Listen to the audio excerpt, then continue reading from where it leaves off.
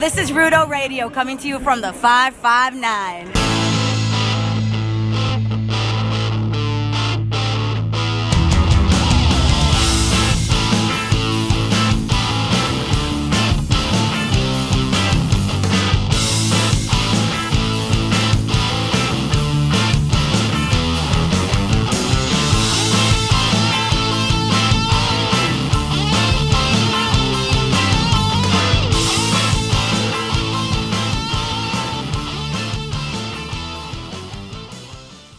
Hello and welcome to Rudo Radio, SB Nation, and Cage Side Seats weekly wrestling podcast. I am joined, as always, by Mr. Marc Normandin. Mark? Yeah, but tell the people who this cavernous sounding man is. Oh, it's Nick Bond. You're just like, man! No one they know me. I I'm very popular. The most popular. That is why the room you're in is completely empty.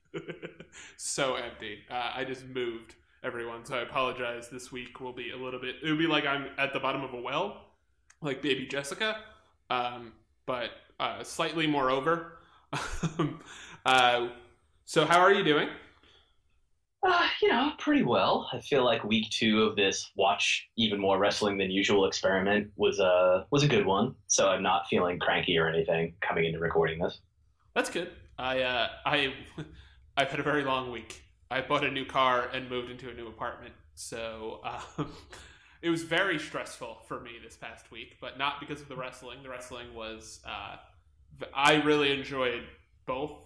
We'll get to which one I enjoyed more later, but SmackDown seems like it's coming into its own, which is actually I don't know if that's my favorite, but I figure we'll start as usual with the thing we liked the most this week, which for me was on were we starting with Raw, I assume?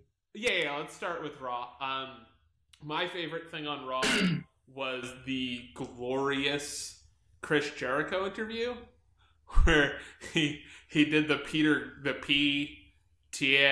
Griffin joke. And then Kevin Owens comes in and is like, that's not a real person's name. I don't know what it was about it, but it was just so committed to, which is Jericho's thing, is that you could give him like a singing nun gimmick and he'd just commit full on to it. He really had, this is like to me his second best run. And I just loved that interview. That character is just awesome. It's like and it's a natural extension of the best in the world at what I do character, which I really like. I love that it took him 30 seconds to come up with a fake name, but then he had an entire backstory for them about how they're the strongest man west of Winnipeg and, like Olympic shot put and all that bullshit. It's like, that just immediately flowed once he came up with, I can't even remember what the name was now because it was so not a name at all. Yeah. That plus, oh, sorry.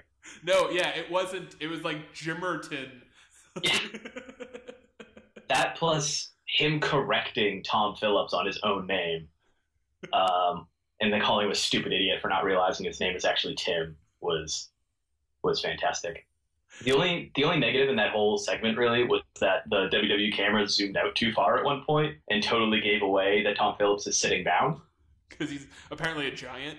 Yeah, Tom Phillips is too tall to be interviewing basically everyone who isn't like Kane and Undertaker, by their normal like interviewer to wrestler height standards. Yeah, exactly. But like you got to keep that camera up if you're going to zoom out. We don't want to see below the belt. It's inappropriate. He already looks like he's sitting because you can only hide it so much. But you go from, is he sitting, to, oh, like, I can literally see his legs folded. Like, okay. What was your favorite part of this week, other than that? I think that was on Raw. I think that was both of our favorites. Is that fair, or did you like something else? Oh, no. I thought that RKO, out of nowhere, was legitimately out of nowhere, and not just because it was a surprise, but the way they shot it was amazing. And Orton moved so quickly that the crowd didn't even really have time to react to Orton's presence before it happened. It was like one of the most out of nowhere RKOs that I can remember seeing. Having Paul Heyman just talk about how Randy Orton couldn't possibly give an RKO to Lesnar, that he's not man enough to give an RKO to Lesnar. He can't even get into position to do it. And, Lesnar's, the camera zooms in on Lesnar, and he's doing that smile he does when he knows that he's like, yeah, Paul's saying good things about me. Yeah, I'm very happy about this. And then all of a sudden his eyes just flash to the side, RKO'd. The Paul say something stupid face? Yeah, that. Oh, it's the best. Yeah, that was, I really like that. I mean, we're on the same page with it, but you know how much I love Randy Orton. So, so great. I'm so happy with what they're doing with him now. He seems like and I think I said this last, there's a joy de vivre with him that I really love seeing him in that way. Like the jump in the air and do splits. Randy Orton. Emotional Randy Orton is the best Randy Orton. It doesn't matter what the emotion is. Yeah, no, that is a great way to put it. I think when he's fully committed, he's the best. Maybe not now, but in his prime, he was the best, and he's in the top 5 when he's fully committed. Just because he's so, for me personally, his psychology in the ring is top notch, and he understands how to make everything look cool, from like the way he gets out of the ring to the way he gets into the ring to the way he sets up his moves. He really gets it, and it's cool to see him in a feud that has him engaged, that isn't the same old shit we've been seeing, for the last 10 to 15 years. So I guess those were our 2 favorite from from Raw rather. And then I guess for the thing we like the least, we can go either way. I'm personally going to go with the opening segment for Raw. It was just kind of, I don't know. Long. I get the appeal of it, but it was not appealing to me. I find Enzo is different. You know what I'm saying? Like, he's one of the few guys where I think it fits his personality, but flirting with the female talent seems just untoward in a lot of ways. I don't know. That might just be me, but it's just kind of skeevy. I don't want to see you hit on your coworker. It was weird because Sasha looked disgusted by it, but then it was also responding like she wasn't disgusted by it. But all of her physical actions were, I am disgusted by this. Why is this tiny man talking to me? And I mean, Jericho's great, but I feel like Enzo, he wasn't playing Enzo's game exactly like people need to play Enzo's game. So things just kind of dragged on, and it wasn't what it should have been. And I don't want to say anything else because I don't know what else you have to say about this. No, I think that you pretty much said it. I think, and Mr. Brandon Stroud brought this up, Enzo and Cass at this point should very rarely not be in the same space.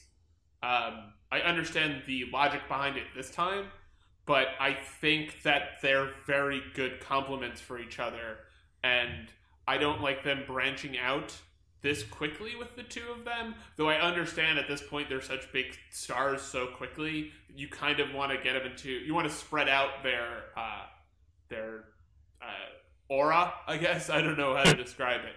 You want to maximize the amount of time you can have them on television, and if you have Enzo by himself and then Kaz comes out, you can extend it.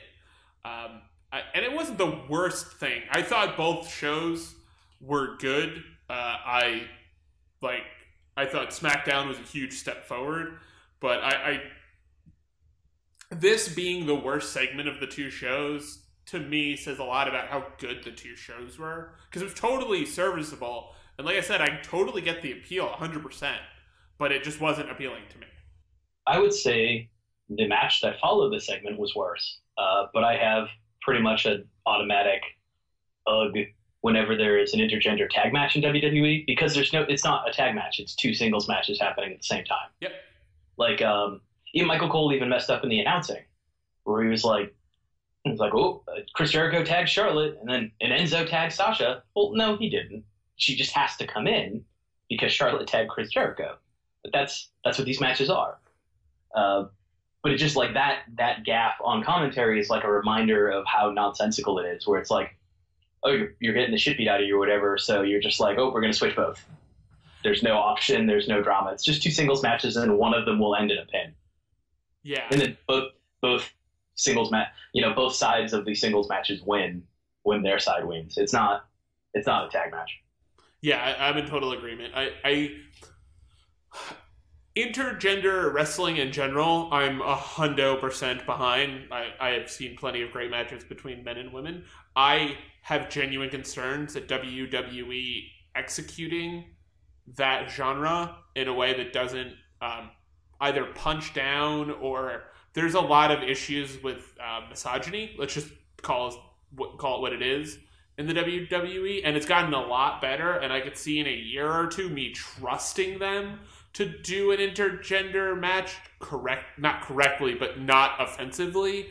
I don't think they're there yet. And if you're not there yet, why lean into it like that? You have Jericho and Enzo have a match, or Sasha and Charlotte have a match, and have the other person get involved, like be on the outside to make sure it's the other person on the outside doesn't do something. It's a pretty simple way to deal with it, and I didn't understand the concept of the tag match either, because like you said, it's just, we all know what it is. It's 2 concurrent singles matches, so why are you going to make us sit through it?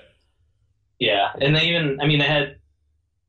essentially reacted in a way where it was 2 singles matches that ended in the same manner, because Dana came out to interfere at first, and then Big Cass came out, but like he didn't come out in response to Dana, so it's just this weird interaction, and I don't know. I don't really want to. Sorry, I don't really want to talk about it too much more. Just let's move on to the next thing that we like. I'm thinking about Big Cass and Dana Brooke having a conversation like backstage. That'd be the funniest. To me, that'd be the funniest thing on earth, because he's so New York and she's so Ohio.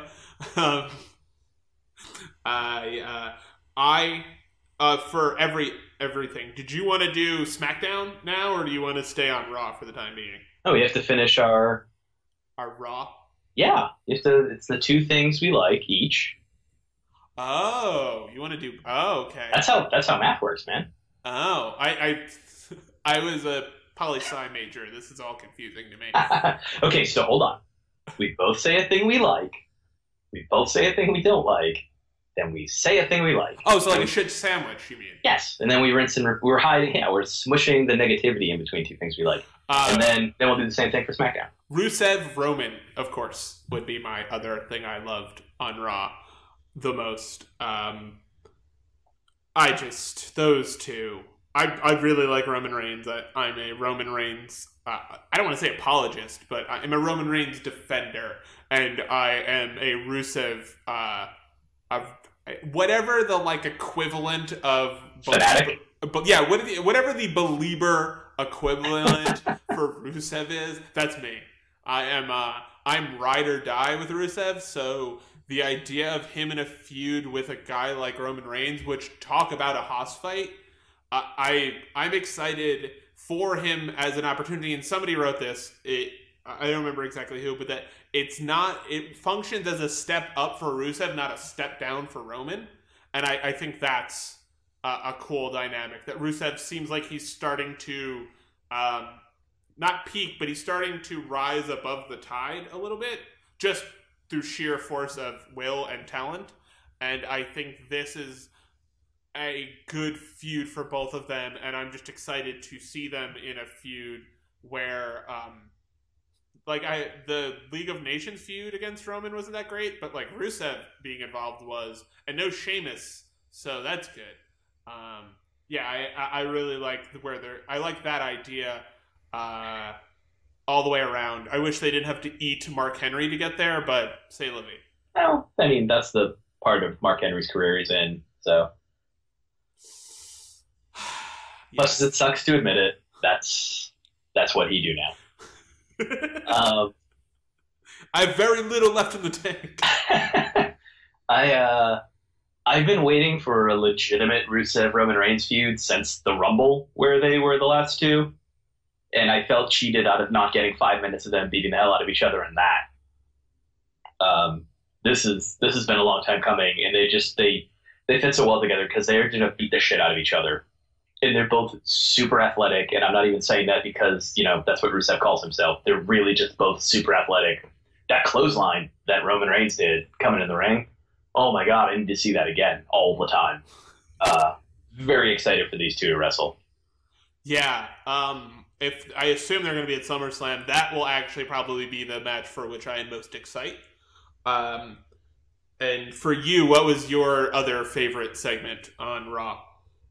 I really liked those that Seth and Finn promo, the back and forth there. Yeah. It was an opportunity for Finn to stand up against a guy who, usually dominates the mic. Like, Seth takes too long on the mic a lot of the time, though he's been a lot better about that since coming back from knee surgery. He's been more succinct, kind of getting to his point quicker. A lot less take-it-home Seths happening in my head, which Brandon Stroud implanted in my brain forever. I think he's officially established himself as unequivocally the best person on the show. Like in every aspect, his mic work to me has been like night and day. And I didn't even hate his old mic work. And I'd like to thank some people, and it's just him saying his name 15 times that he typed out. Like that stuff is great, and he's getting much closer to that consistently. I feel engaged by him speaking. There's no, for me, like you said, no take it home, Seth. It's all like, cool, I'm happy you're talking. You're good at this. And Finn, who, I don't love, he seems like a guy that plays up to his competition. Yeah. And I think at least me, I'm starting to notice that more, that like, he's on a big stage and he's acting like it, and he's facing off against the best guy in the business and he's acting like it. Not that he was nonchalant in NXT, but I didn't feel like he was fully, again, to go back to being into engagement, I didn't feel like he was fully engaged in the way that he is, or it just could be the character working better. But I agree with you. I thought this promo for both of them was really good. How excited are you were you excited before about the match, or? Seth Rollins and Finn Balor are going to fight for a championship that has never existed before. And it's hard to get more excited than I previously was. It's very much a Bay versus Bay in my household, which is good. But we both of us love the other one as well, just not as much as we love, our personal Bay. So. As I sit here in my redesign, rebuild, reclaim shirt, yeah. I'm sure at SummerSlam I will be wearing a Rollins shirt, and Kate will be wearing a Finn shirt, and that'll be that. Or, I don't know, a Finn scarf. She made one of those last year and wore it. That's awesome. So for the, I guess, did you have anything else you wanted to add about that segment, or can we move on to the Blue show? Let's talk Blue Brand. There was a lot. I'm just going to come out and say it now. I loved this episode of SmackDown. I said to you immediately after, or whenever we spoke about after the episode, that like, this is a good episode. Good episode.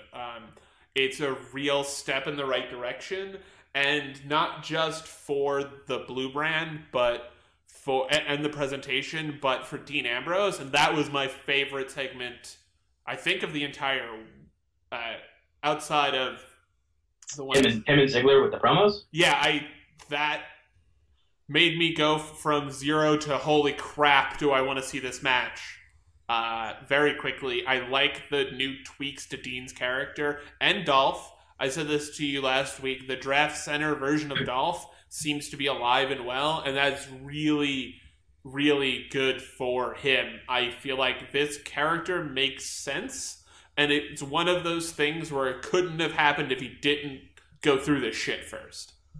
Yeah, Dean ripped him apart for everything we have all ripped Dolph Ziggler apart for since Survivor Series. And before Survivor Series. The one where he was important. And he just tore him down, and Ziggler came back with a believable promo, firing back at Ambrose to say, like, that's not who he is, and we will see who he is. And, getting his first test against Bray Wyatt and successfully defeating him, that's no small thing. And, Ambrose will come to learn in the coming weeks, I think, that he underestimated Ziggler. Now, what that means for the match itself or direction for either of the characters, feels like there's an opportunity for one of them to add a hard edge that they can't quite shake. But it's also hard to tell what they're going to do with like face heel alignment early on with these shows, since the rosters are. I mean, SmackDown doesn't have a thin roster. It's very clear who is like good and bad right now. Yeah, I could also see them just establishing those two beyond Cena and AJ, which is they're stars in a different way, as the two like lead baby faces who don't get along at all through the summers. I think you could pull that off. I think there's the two characters they're building are going to be divergent enough. I really like Cocky Dean. Yes, yeah. I mean, it happened almost immediately when he got the title, where he's just like, "Oh yeah, I deserve this," and fuck everyone who thinks otherwise. Yeah, that's the thing I love is the fuck everyone else who thinks otherwise. He thinks he deserves it, but that's less important to him than the people who told him he didn't. Mm-hmm. I can't get over how good this was. If you consider the first episode of SmackDown Live to be a pilot, this felt like the first real episode. So yeah. Yeah, I mean, it's what we talked about last week, where they're just going to take some time to get their footing. They didn't do the big reveal show as well as Raw did. But I think they had a better regular episode than Raw did.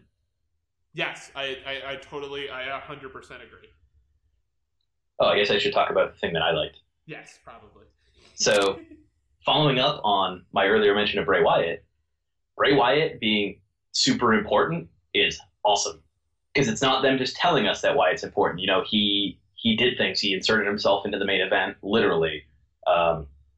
He had a forceful match. He had an intriguing promo. Eric Rowan came out and helped in an interesting way.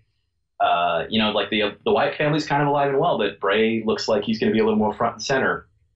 Because he can't just send out, there's no tag team for him, so you can't just send out Rowan for everything. Bray seems like he'll be more front and center, and that's exciting. That's really exciting. He didn't beat Ziggler this time, but man, if they ever do something like that again, while Dean still has the title, Bray's going to win and he's going to get his moment.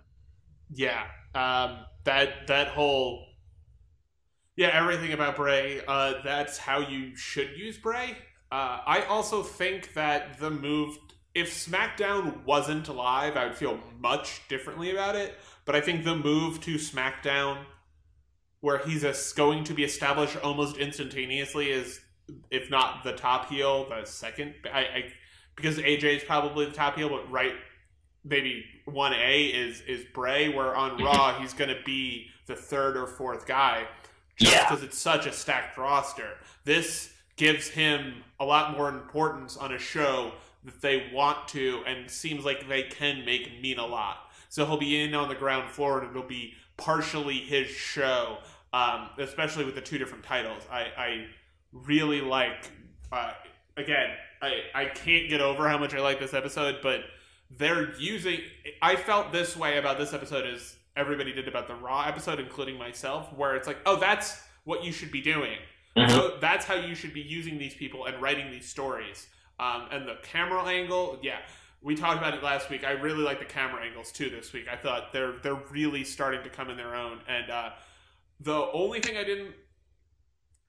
I just wish it wasn't Eric Rowan. I wish it was Luke Harper. That's the only thing. But that's nobody's fault. Luke Harper's hurt. Yeah, that's nobody's fault. But so I guess along those lines, my least favorite thing on SmackDown this week was, and I think this is more of like a personal animus thing.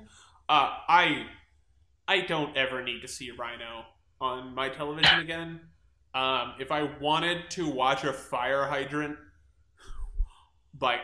walk, I don't know what I would do, but it wouldn't be watching Rhino, because it just feels like there's this fleshy fire hydrant that's running into people, and I don't know. I like seeing his little dinosaur arms sometimes.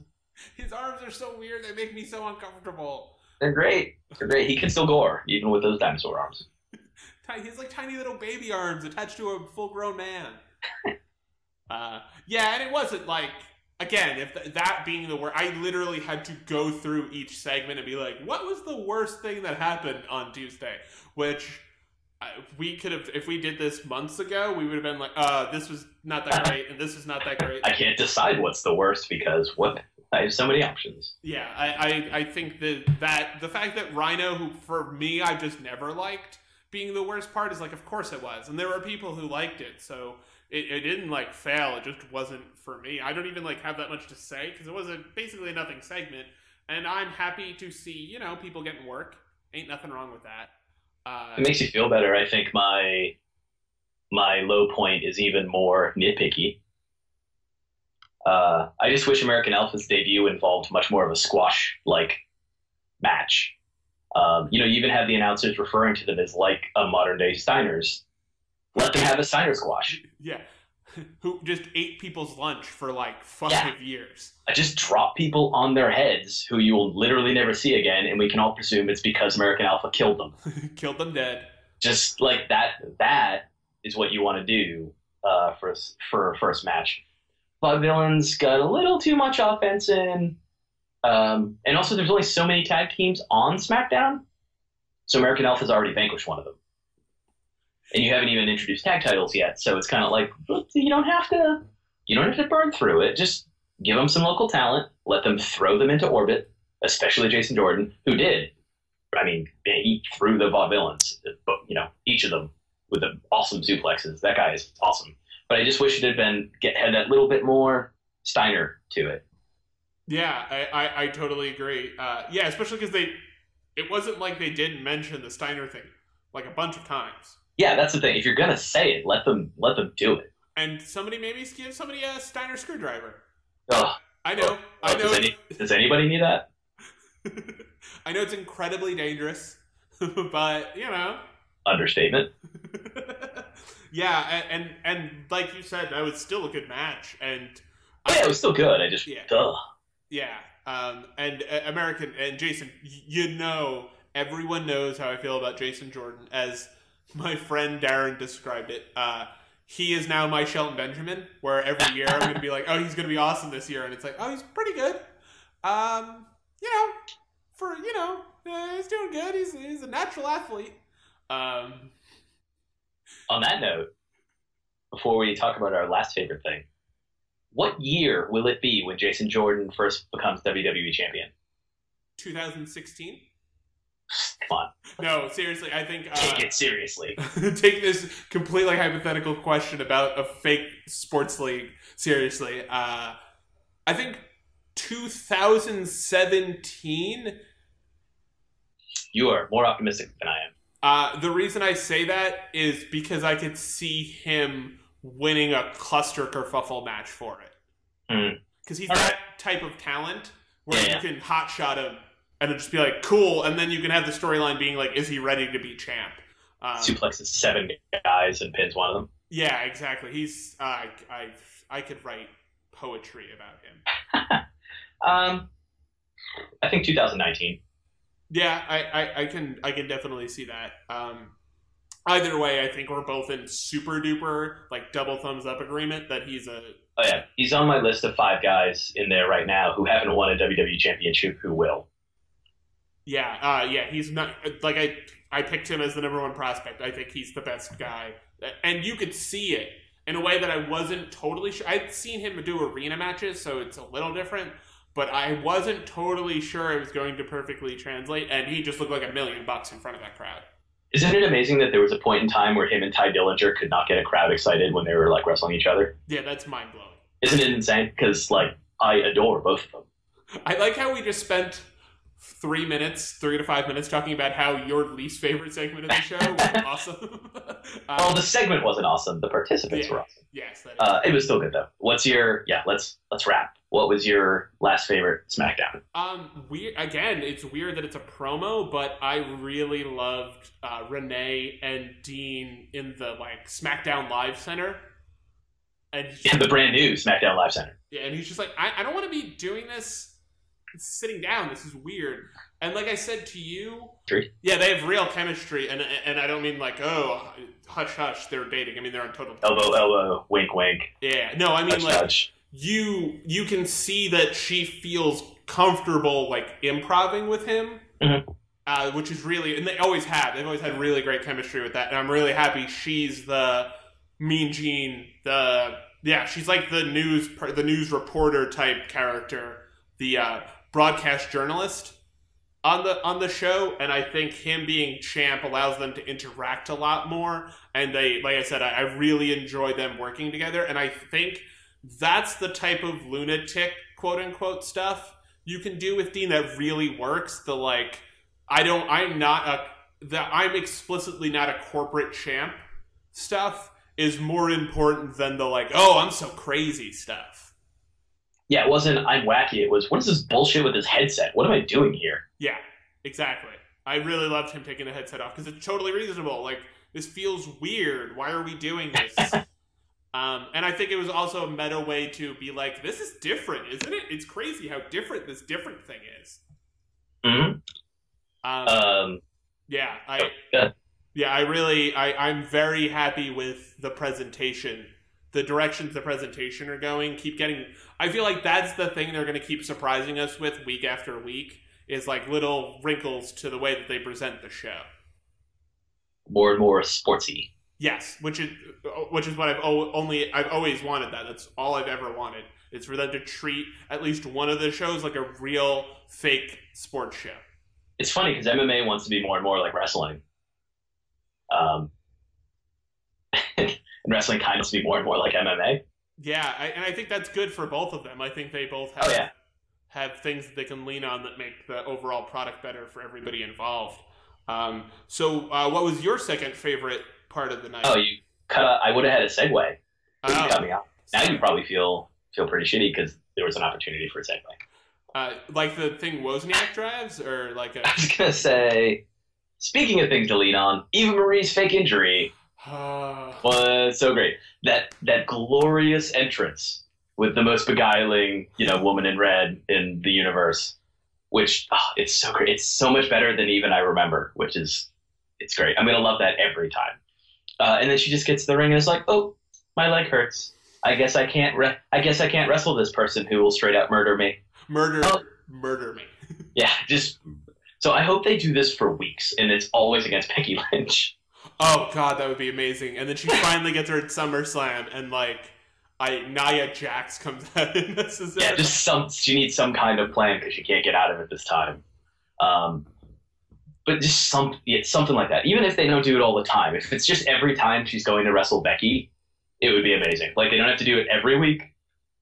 Just schedule a Becky match against Eva Marie every now and then, and they'd be like, oh, nope, my other leg. My finger. Wow. Oh, my finger hurts. Pull the old Sin Cara.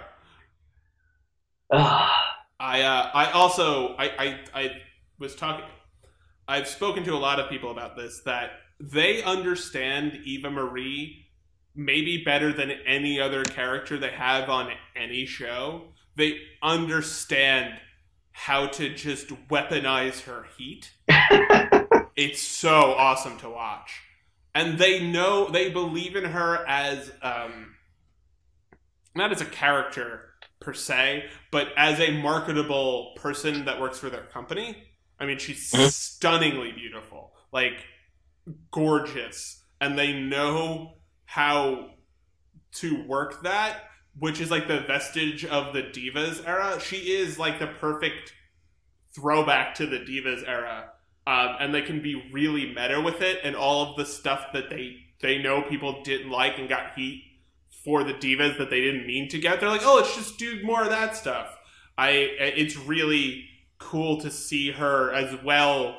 I think I have enough evidence, not knowing her personally, not knowing the insides of the business or and what goes on in NXT, that she works hard and wants to be better. So as long as she keeps improving, I could really see them doing a lot of really great stuff. I don't think she's ever going to be Nikki Bella, but I think she can be like a Dana Brooke, where she can be like a cornerstone kind of character without ever being a truly great worker.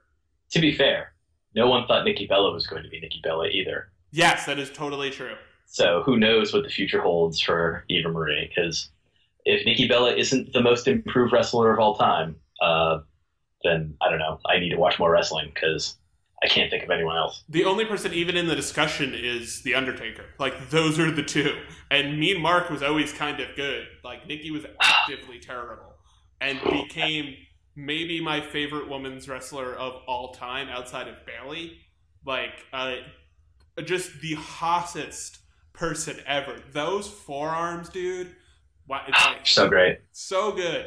And I'm excited for the possibility of her going to SmackDown. I would assume that makes the most sense on a bunch of levels for her to go to SmackDown. And we were saying that they're going to be including a women's title. And I personally think if she's healthy, she's the person they put the title on. I mean, it depends on what she comes back as. I don't think there's a lot of value in putting it on her if she's a face.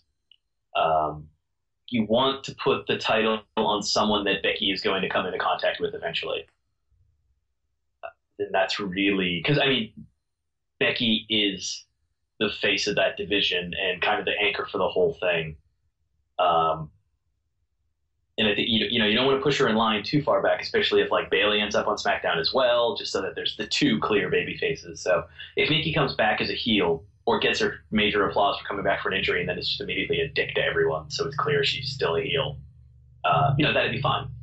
But in general, it's great that there's the rumor, just to be more specific.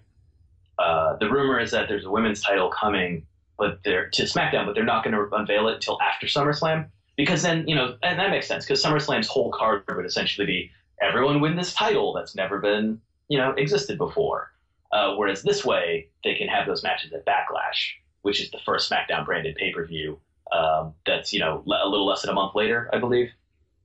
So, then you've got a whole focus and reason to watch that first one. Everyone can tune in, especially since John Cena is supposed to miss it, I believe. So, you're giving people plenty of reasons to watch, even though one of the biggest stars in the whole show, / the biggest star in the whole show, is not there. Yeah, it's a cool idea, and it's something we talked about last week. I'm slightly nervous at diluting I would like one of the titles to be on both shows, but I understand that's not really logistically possible and not fair to whoever's the champion, because they'll have to do 2 live shows a week, plus all of the travel. But I have concerns over them being able to have a champion in a division worthy of a champion. I believe they have the one person. I don't know if they have the depth to create a long-run champion character, or even anybody beyond Becky and, let's, for the sake of argument, presume Nikki. If Bayley ends up on the show as well, that's someone. Because Raw already has a bunch of people that you can easily picture as champion. Yeah. SmackDown, not quite as much, but, eventually, like, by the time we run out of the stories with the people who are at the top of the card now, Alexa Bliss is going to be ready. That's true. And Carmella. And even, like, further down in NXT, there's so many great women wrestlers in NXT that are just, like, they're still getting the last polish in and getting ready, but, like, by the end of the year, by WrestleMania season, like, some of them could be up. And the lack of depth shouldn't be exposed in either of these divisions because of those additions that they can make. Yeah, and I guess we can start talking about what we wanted to spend a decent amount of the time talking about this week, which is the restocking, the reloading of NXT. I don't know if they can keep doing this, but it feels like they're just... they're growing them like weeds at the Performance Center at this point. There's just a lot of talent going through Orlando. On the women's side, on the men's side, I believe Bobby Roode is premiering tonight, and Atami is coming back, right? Those are both... Yeah, when we're recording Wednesday. Yes, so tonight. But yeah, I think they're both advertised even. Like, it's not a surprise. Yeah. Bobby Roode as a long-term NXTNA guy, the Eric Young types of, and that's not a knock, but he's there to sell house show tickets yes. and continue that as a touring brand that just lost its biggest touring brand attraction and will lose the other biggest touring brand attraction in a month or whatever. Yeah, I mean, Samoa Joe seems like he's I will be interested, and this is a conversation for a later episode, but I will be interested to see if Joe gets drafted next year, or if they just keep him as the king of NXT, though I have a feeling he's probably going to lose to Shinsuke at NXT. I can't believe they have Shinsuke Nakamura and Samoa Joe. They just graduated Fergal Devitt. Yeah, it's ridiculous. And then Atami comes back. Yeah. You know, it's like, oh, Finn's gone. Oh, it's a good thing we only have all of this amazing talent to also hold down the fort. And like Ty Dillinger is a legit guy. I mean, they really. And then they have last week they had Kota Ibushi, who you wonder how much time he's going to spend in a place like NXT, but he's also perfect for a place like NXT. They have I feel like I actually don't think he's going to spend any time there. Like, he was there because the next day he was taping Cruiserweight Classic. I assume when the Cruiserweight Classic is over, he signed and moved on to Raw just immediately. Yeah, I mean, yeah, that's going to be interesting how they transition the guys from the Cruiserweight Classic to NXT. Like, are all of them going to go straight to Raw? Or do you have some sort of half the guys you have go to NXT and half the guys like, let's say Ibushi wins and the other guy in the final is the Brian Kendrick. I don't know if that's even possible, but let's say, not looking at the bracket, it is. That's the feeling. I don't know how you feel, and this would be just purely speculation, but what to you makes the most sense in terms of the transitioning guys directly from the CWC to NXT or the main roster? I think they end up sending guys like Ibushi and Tozawa, if they sign both of them, to Raw immediately. And they're supposed to, you know, instantaneously feud with guys like Neville, maybe, for Cruiserweights. Like, I don't think the Cruiserweights is going to be entirely people they just pull from the Classic. Like, they'll use some of their smaller guys, non-Finn division, in that as well. So you'll quickly create a division. I'm sure they'll bring in local talent that fit the classifications of Cruiserweight to let these guys beat on sometimes. You know, mix in some maybe some random appearances for people who aren't necessarily with the company or anything. And then maybe you see guys like if Cedric Alexander gets signed, like maybe he's in NXT for a little bit so he can really get a long-term run and then get a big build. Because like Cedric Alexander is amazing, but he doesn't have Ibushi's just automatically known like quantity kind of thing.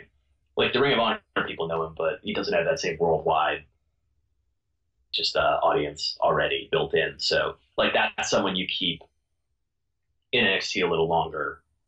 Maybe not forever, but just a little bit longer. And then, you know, guys like Ibushi just immediately. And there's somebody who I have bought in completely on. I don't know how you feel, but No Way Jose. Oh my God, I love him. He's great. He's so great. It's the Nakamura model of a guy who takes his job but not himself seriously. Where there's the part in the match where you get the like you done messed up face or move where it's just like, no, all right, playtime's over, we were having fun, and then you ruined it by being a jerk. Yeah. And now I'm gonna beat the crap out of you. I'm gonna punch your face inside your face. Yeah. And for a guy that is greener than goose shit, he cuts a decent promo. Yeah. He, I mean, this is a guy where you can see like, oh, he's going to be the total package. You know, just give him time. I don't mean to say he's going to be Lex Luger, but he will be, you know, he'll be a very complete wrestler. What an obscure reference. Sorry. Yeah, I really enjoy him working with Austin Aries. He, to me, I cannot believe how much his character worked on me. I can't. Like, they really got it in a way that I don't want to say I didn't trust them, but I was definitely skeptical that it was going to be much more of a caricature of a person. Well, his name is No Way Jose. Yeah. His music just says No Way Jose a million times. And, like, everything it just comes out dancing, and you're like, okay, what is this? And then you're like, oh, he can wrestle. Oh, he can do character work. Oh, he's dancing because he's good enough to dance while also kicking your ass. It's not like, I'm dancing, I'm distracted, oh no, I lost the match. It's not Fandango. Or the worst version of Fandango, I should say. Yeah, I was gonna...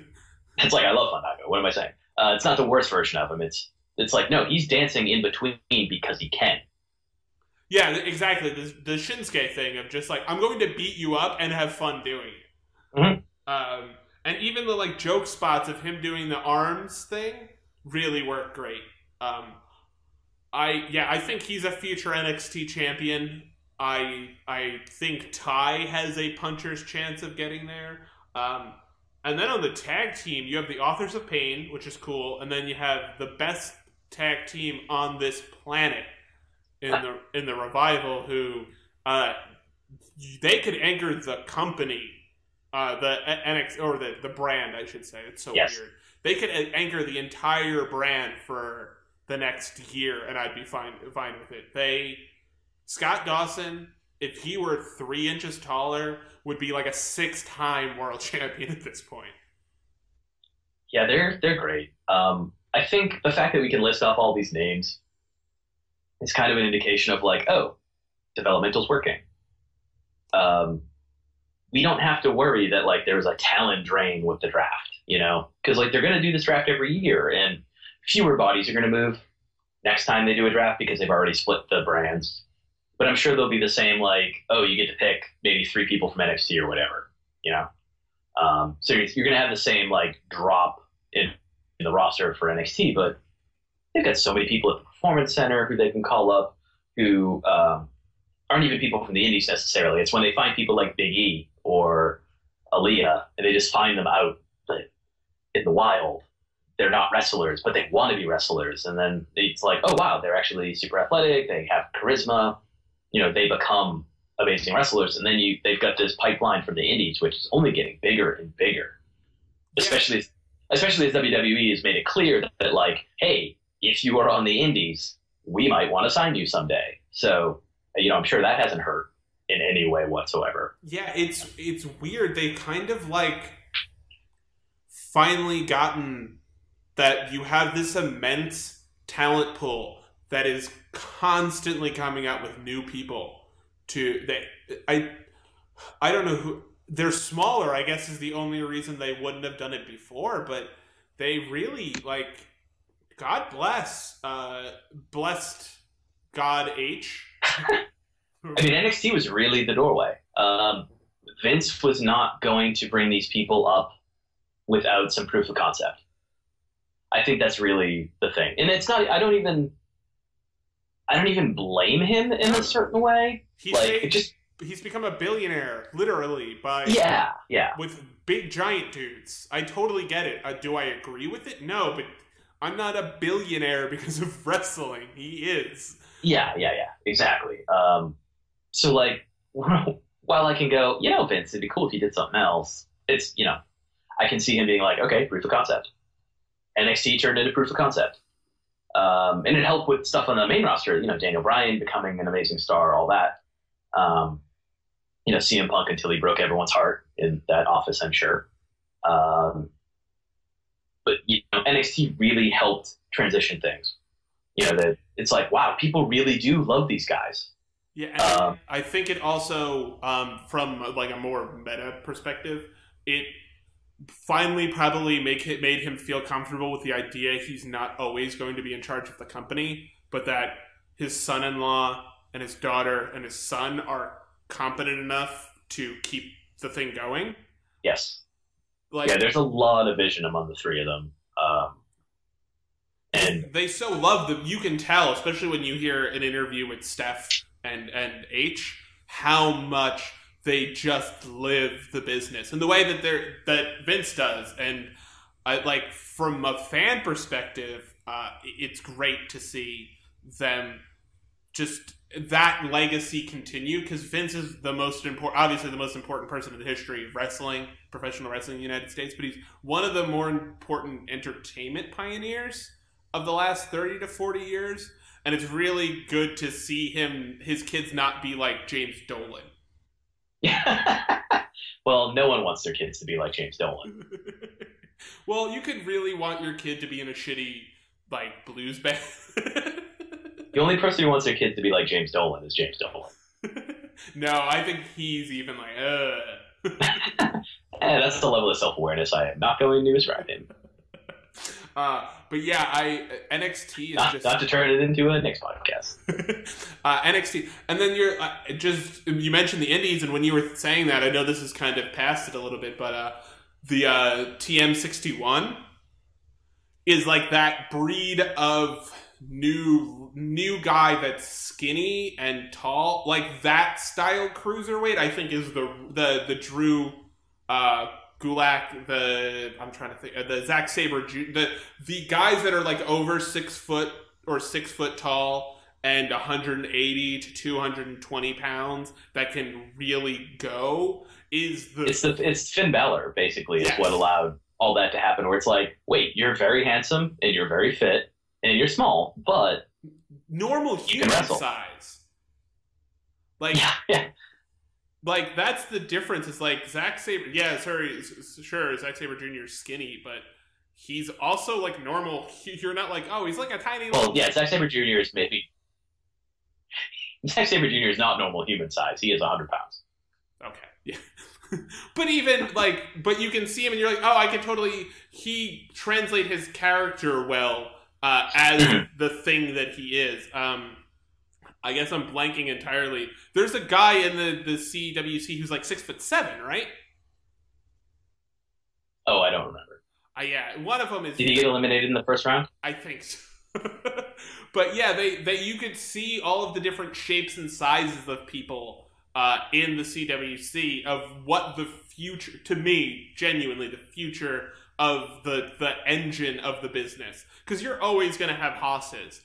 And they're always probably going to main event or be prominent on the card, but it's no longer going to be a bunch of small guys in the first 2 or 3 matches. It's going to be smaller guys throughout the entire thing. Okay. Yeah, you were on a delay a little bit there. It's the connection issue. Okay. So I trust the WWE to elevate guys from their cruiserweight division on Raw in a way that, I mean, I was too young to really trust it in WCW or distrust it, whatever, to have any feelings about it besides why isn't Chris Jericho beating up the bigger guys. I trust them to elevate those guys more when they become successful and popular. It's not like that's their ceiling. Yeah. And the way they're treating Finn is kind of an indication of that already. I think, and that's always going to be the difference between WWE and WCW, the way WCW functioned, which is that they give a shit about making money. So if you can make money with somebody, Vince doesn't care if you're 4'2". We're definitely going to talk more about NXT through the next ever. Like, really? Yeah, I think so. I think it's going to be around for a while. But I do want to periodically, every couple of months, really spend an entire episode talking about the state of NXT, because it's so fluid in a way that the rest of the show isn't. So did you have anything else you wanted to talk about with regards to NXT, or did you want to transition on to our end of show party? I think we can wrap. You know, I'm excited to see. I'll have more to say about Itami next week, I'm sure. It'll be good to see him back. I'm interested to see how everything's progressed as far as WWE style of everything that is wrestling goes. But I have to watch to see before I'll know. Yeah. Oh, definitely. And it's really great to have him back. And I'm glad that he's coming back at a time when they're like they don't need him, but he's a good pick me up. Where you're like, oh, cool, they got a really good slot receiver. That's excellent. And we'll be able to see him at NXT TakeOver Brooklyn, I am sure. Oh, yes, I am incredibly excited about that. And not just because we'll get to meet for the first time in person. Yeah, you know.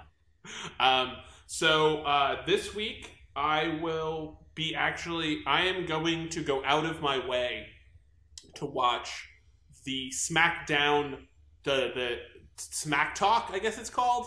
Is it the post show? Yeah, the post show. It seemed really cool from the clips I saw. It seems much deliberately pointed as a live show where it's quasi-scripted, where they're saying, I'm going to ask you these 7 questions. However you answer them is however you answer them, but there's really cool... the video clips I saw of it, there's a really cool dynamic to it. It feels real in a way that a lot of the pregame shows don't, except for the Draft Center, and it had that same vibe. And I have a feeling that, and the cool thing about SmackDown, especially Smack Talk, is going to be that element of we're not the flagship show, so we can kind of get away with stuff. And I just like the set, and I really like, and you know how I feel about Dolph Ziggler, I really like Dolph Ziggler in a context where he's allowed to have a live microphone in front of him, because I think him as a person is an interesting guy, because he's such a huge lifelong wrestling fan, but he's also like a big comedy fan. He's a normal dude who loves wrestling and is really good at it. And I think that's going to be that's what's going to endear him. And the brief interview I saw with him on Smack Talk on one of the wrestling news websites really like made me want to watch bad. So would you say he stole the show? Yes, I would. I couldn't tell if that was a sigh of contemplation or a sigh of God damn it, Mark. Both? Can it be both? I hope it's both. And what do you have any plans to watch anything in particular? Oh, I did want to mention one thing. You may mention it, and I apologize if I step on it. But Shikara is available on the Apple TV. Oh, I don't have Apple TV, so that's up to you to mention. Yes. As much as I love Chikara.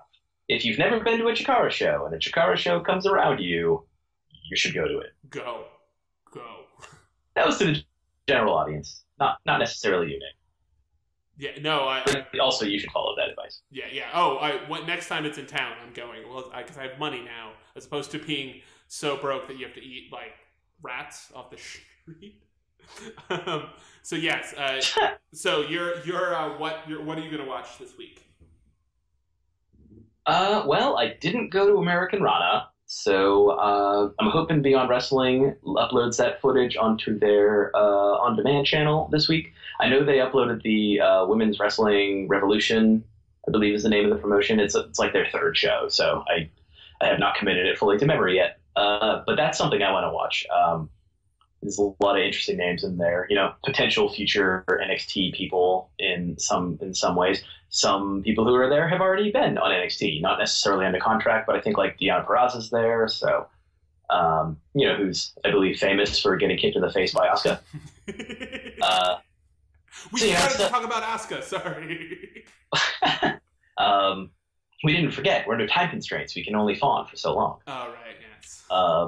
So I'll probably watch that. Hopefully American Rana is also up. I managed to stay very spoiler free, which is good. So I would like to see what happens there. I mean, Beyond Wrestling is the show that made Biff Busick and Drew Gulak famous before before Biff signed with NXT and became Oney Lorcan, and before Drew went to Evolve and really broke out with Catchpoint and is now on Cruiserweight Classics. So it's legit New England setup. It kind of just brings in wrestlers from all around. And I can't get to it as often as I did previously, but this channel really makes keeping up with it pretty simple. That sounds great. I mean, I'm probably going to jump to Chikara first, but I will eventually catch up on Beyond, because I'm going to have a lot more time in my new apartment to do nothing. There is I think the main event was a triple threat. It was Donovan Dijak, Chris Dickinson, and JT Dunn, which is the kind of thing that you should sign up for when you have time. Let me know when you have time, and then I will remind you that they have a 2-week free trial, and then you can go watch that, because Dijak is 6'7" and can do moonsaults. That's probably the guy that was 6'7". Cool. That was me making fun. That cool was for me making fun of myself for being an idiot. I got it. And so I guess there's not that much else to say other than bye. Whoa. What? We got plugs, man. We got plugs. Well, that's what I was getting to, Mark. Geez. Hey, you say the word bye, and it has meaning. We have goodbyes that we say every week. It's okay. No one's listening to this part anyway. And the way we start is by I say, hey, Mark, where can they catch you on the internet? Oh, on the internet. On Twitter.com or the app. I don't know. Whatever you kids use. I use both. Marc_Normandin. It's Mark with a C. That's where I am on the Twitter. You can find my wrestling writing at sbnation.com/wrestling and my baseball writing at sbnation.com/MLB. Excellent. You can catch me on Twitter at the Nixter. That is THEN1CKSTER. I believe that is 9 for 9. And you can rate and review us on iTunes, and as well as subscribe. Do you have any 5-star review you want for this week? I wish I could rate this podcast a perfect 10. Yes, I like that. And you can check us out on soundcloud.com/Rudo Radio. So yeah, I think that's it. I am starting to get very sweaty, so I am ready. It is August. Yeah. In New England and in New York. It is. Well, I mean, I'm lucky. I'm in Portland, and I don't know what humidity is anymore, so that's pretty great. Oh, nice life you live. Yeah, it is. I moved here on purpose. What a jerk. So did you have anything else you wanted to say before we head out? I believe you have the floor. Oh, well, as always, that means there's only one thing left to say, and it's bye!